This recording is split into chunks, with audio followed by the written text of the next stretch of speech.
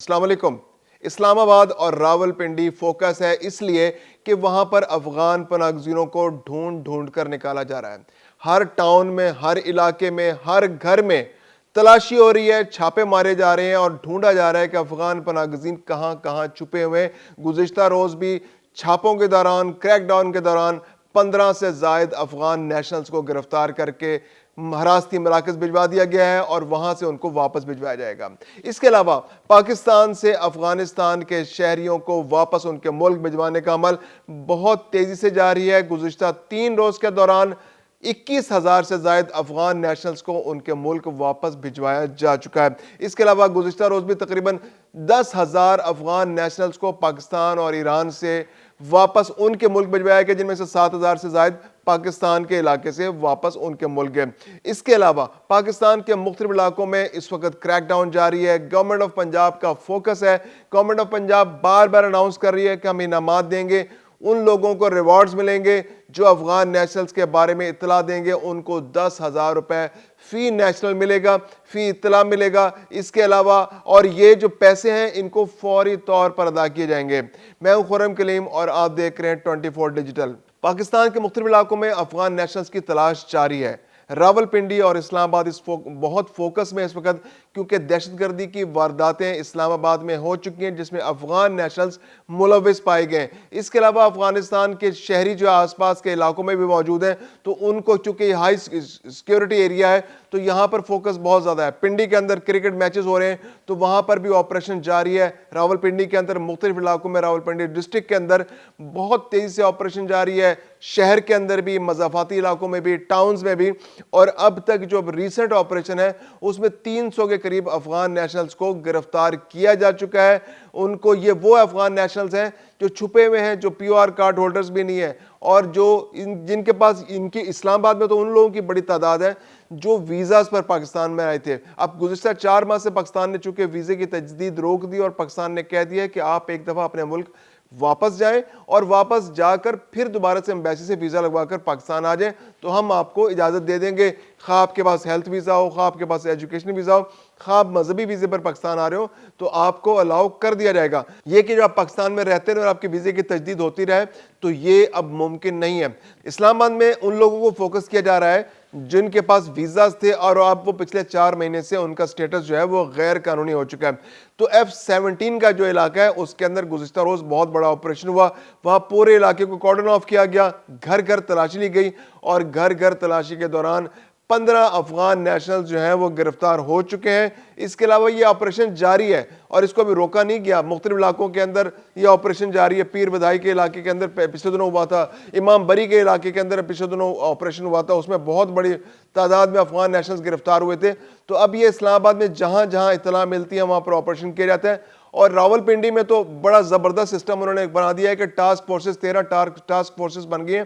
ان task forces میں special branch کے لوگ بھی ہیں، سی ٹی ڈی کے بھی لوگ ہیں، پولیس کے بھی لوگ ہیں اور اس کے علاوہ انویسٹیگیٹرز بھی ہیں، اور یہ لوگ جا کر مختلف علاقوں میں آپریشنز کرتے ہیں۔ اور وہاں پر چونکہ یہ مختلف ڈپارٹمنٹ سے ہیں تو پولیس کے بارے میں تو ہم ایک خدشہ یہ موجود رہتا ہے کہ شاید پولیس والے یا کوئی ایک ادارہ اگر جائے گا تو وہ ممکن ہے کہ کسی وجہ سے مرعوب ہو جائے یا کوئی وجہ سے ان کو چھوڑ بھی دے۔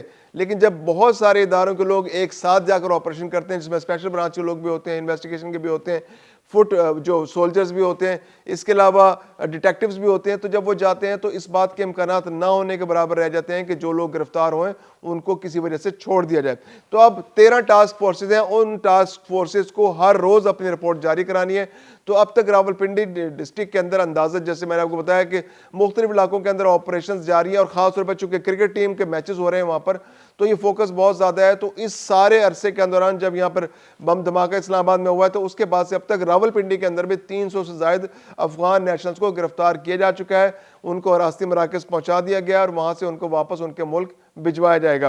اس کے علاوہ افغانستان کے مختلف علاقوں کے جو لوگ پاکستان کے اندر چھپے ہوئے ہیں، ایک اندازے کے مطابق تقریباً 6 لاکھ لوگ 2021 کے بعد پاکستان کے اندر آئے تھے۔ یہ نہ تو پی او آر کارڈ ہولڈرز ہیں، نہ یہ اے سی سی والے ہیں، اور یہ ان لوگوں میں سے بھی نہیں ہے جو پہلے سے پناہ گزین یہاں پر موجود تھے۔ ان کی زیادہ تر بڑی تعداد ان لوگوں کی ہے جو پاکستان کے اندر آئے اور طالبان رجیم وہاں پر جب 2021 میں آئی تو یہ نیٹو کے اتحادی تھے, شمالی اتحاد کے لوگ تھے, ان کا خیال تھا کہ اب ہم طالبان کے جبر کا شکار ہو جائیں گے, یا ان کے اپنے خدشات تھے, یا پھر یہ لبرل اپروچ کے لوگ تھے اور وہ ٹرائبل کلچر کے خلاف تھے. افغانستان میں جو طالبان ٹرائبل کلچر لے کر آئے تو اس کے خلاف تھے, اور یہ ایک آزادانہ زندگی پاکستان کے اندر گزارنا چاہتے تھے. لیکن چونکہ اب پاکستان نے اپنی پالیسی چینج کر لی اور اب پاکستان بغیر ویزا کے کسی بھی افغان نیشنل کو اپنے ملک پر رہنے کی اجازت نہیں دے رہا.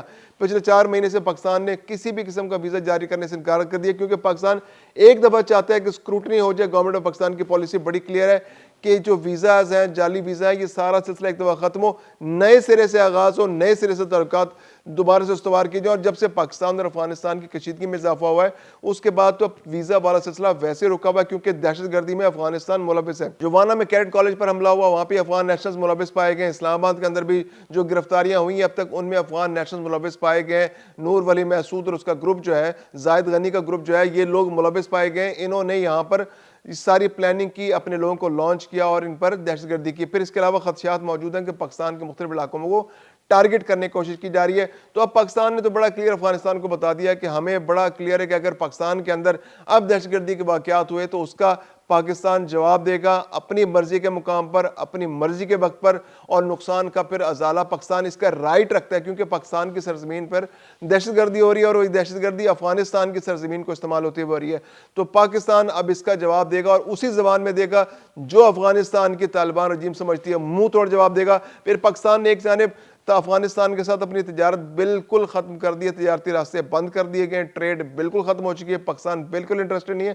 دوسری جانب افغانستان بھی گیدڑ بھپکیاں مار رہا ہے کہ وہ گندم نہیں خریدے گا, نہ خریدے. پاکستان تو پہلے بھی انٹرسٹڈ نہیں ہے, اور جو افغان ٹرانزٹ ہے پاکستان کی تجارت اور معیشت پہ اس لیے بوجھ ہے کہ وہ اسمگلنگ کا ایک بہت بڑا ذریعہ ہے. سامان افغانستان کے نام پر آتا ہے اور وہ پاکستان میں لینڈ ہو جاتا ہے اور یہاں پر وہ سستے نرخوں پر بکتا ہے, اور گورنمنٹ آف پاکستان کو ٹیکس جو اس پر ایف بی آر کو جو پیسہ ملنا ہوتا ہے, جو امپورٹ ڈیوٹی ہوتی ہے, وہ گورنمنٹ آف پاکستان کو نہیں مل پاتی, ایف بی آر کو نہیں مل پاتی, تو جس کی وجہ سے پاکستان کی معیشت کو شدید نقصان ہوتا ہے. تو اب اس کے علاوہ جو گندم کی سمگلنگ تھی وہ بھی بڑے پیمانے پر ہو رہی تھی, کے پی کے خاص طور پر اس کا بہت بڑا سورس تھا. تو اب گورنمنٹ نے بہت سختی کر دی, چیک پوائنٹس بالکل بند کر دیے گئے. اب سمگلنگ کا رستہ, اب چیک پوائنٹس ہی بند ہو جائیں گے تو سمگلنگ کا رستہ بھی رک جائے گا. تو پاکستان سے ایک اندازے کے مطابق ہر سال 5 لاکھ ٹن گندم سمگل ہو کے افغانستان جا رہی تھی.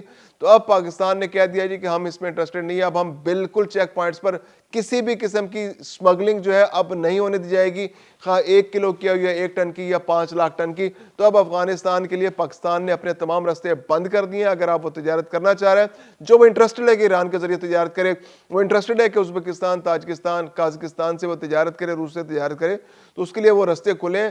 لیکن ایک بات افغانستان کو معلوم ہونی چاہیے کہ اس طرح کی تجارت سے 30 سے 50% ان کے اخراجات میں اضافہ ہو جائے گا. اس کا دباؤ زیادہ تر افغانستان کے عوام پر پڑے گا, اور یہ صرف اور صرف طالبان رجیم کی ضد بازی کی وجہ سے ہوگا, کیونکہ طالبان رجیم صرف ایک ہی کام جانتے ہیں اور وہ دہشت گردی ہے. وہ نہ صرف اپنے ملک میں دہشت گردی کرتے ہیں, جو وہاں پر جو وہ ٹرائبز جو ان کے ساتھ جو ان کے ٹرائب کے لوگ نہیں ہیں, جو غیر پختون لوگ ہیں, ان پر مظالم کرتے ہیں, جو چھوٹی کمیونٹیز ہیں ان پر مظالم کرتے ہیں, جو ان کے ہم خیال نہیں ہوتے ان پر مظالم کرتے ہیں. اور اس کے علاوہ وہ آس پاس کے پڑوسی ممالک کے اندر بھی دہشت گردی کو ایکسپورٹ کرتے ہیں, خواہ وہ پاکستان ہو, خواہ وہ ایران ہو, خواہ وہ تاجکستان ہو, ازبکستان ہو یا رشیا ہو, ہر ملک یا چین ہو, ہر ملک ان سے پریشان ہے اور ان کی دہشت گردی کی ان حرکتوں سے پریشان ہے, اور وہ اپنے آپ کو سدھارنے کے لیے بھی تیار نہیں. پاکستان بارہا ان سے کہہ چکا ہے کہ ٹی ٹی پی کے جو آپ پشت پناہی کر رہے ہیں تو یہ پاکستان کی سلامتی کے لیے خطرہ ہے, اور جب پاکستان میں سلامتی نہیں ہوگی, سیکورٹی کے مسائل پیدا ہوں گے, تو ڈیفینیٹلی افغانستان بھی اس سے متاثر ہوگا. لیکن طالبان رجیم کے کان پر جوں نہیں رینگ رہی اور وہ ٹی ٹی سے کی پشت پناہی سے باز نہیں آ رہی, جس کی وجہ سے پورے علاقے کا جو امن ہے وہ خطرے میں پڑ چکا ہے, اور آنے والے دنوں میں بھی کوئی بہتری کی امید نہیں ہے.